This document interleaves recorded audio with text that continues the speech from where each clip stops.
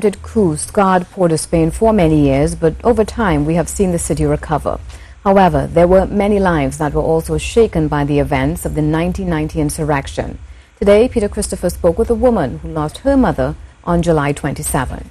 Here's her story. The day that my mom got killed, she was a clerk in the Red House, and I don't know who killed her, whether it be the Muslims or the army, but that's the day that she died, and from that day to now, it was worse. July 27th, 1990, as described by Afiesha Cabellero.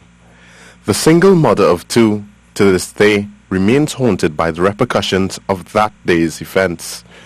The loss of her mother, Lorraine Caballero, a clerk at the Red House, who died before she had turned 2 years old. The loss resonated throughout her family. In a household that had love, but not a motherly love. I was there with my grandmother. She was always an old person. Most times she flying out here, there. And then my uncles and them, the only girl in our house, besides my grandmother. And no books because I no assistance from whoever was in power at the time. Sometimes not being able to go to school. Sometimes no meals. There was no clothes to wear because I was my dad's only child. But after my mom died, he became, I don't want to say, well, he was a cocaine addict.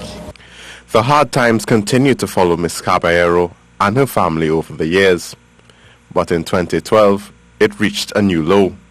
Her family home burnt down, leaving them with no other option but to find permanent sanctuary in a church. And they explained to me I have to be living in a house if I can get furniture. I church is at a house. But if I can't get a house to live in, I have no furniture at home. What does they want me to do? And pretend I live by somebody else? So they need to put certain things in places to assist people that nothing can be done. Afiesha Cabellero told C News she was willing to speak with the man who led the six-day insurrection with the hope of getting some clarity. Last year she received a message from the Imam Abu Bakr that he wanted to see her, but they were unable to meet when she went to his masjid.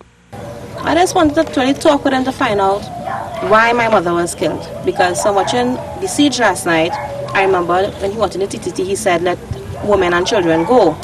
So I was wondering if the same thing happened with the Red House, but my mom was a woman. I don't know why it is she didn't get released and why she ended up dying. I just want a little closure as to what really happened that day. Although he wasn't at the Red House, he probably could have known what took place and who was responsible. She says she would even accept his help at this time. And yes, if he can lend assistance, I will gladly accept it because to me, he is part and bearer of what took place with my mom. So if he can assist me, I will accept. But what has disappointed the Mount Dore resident the most over the years has been the lack of support for victims and their relatives following the 1990 coup attempt.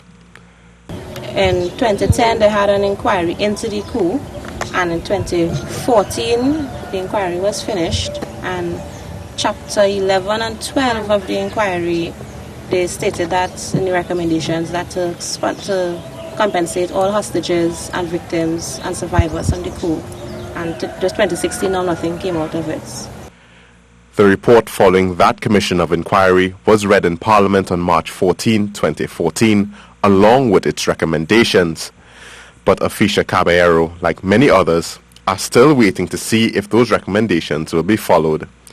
For now, she continues to wonder about the life she could have had her mother survived. Peter Christopher, C News.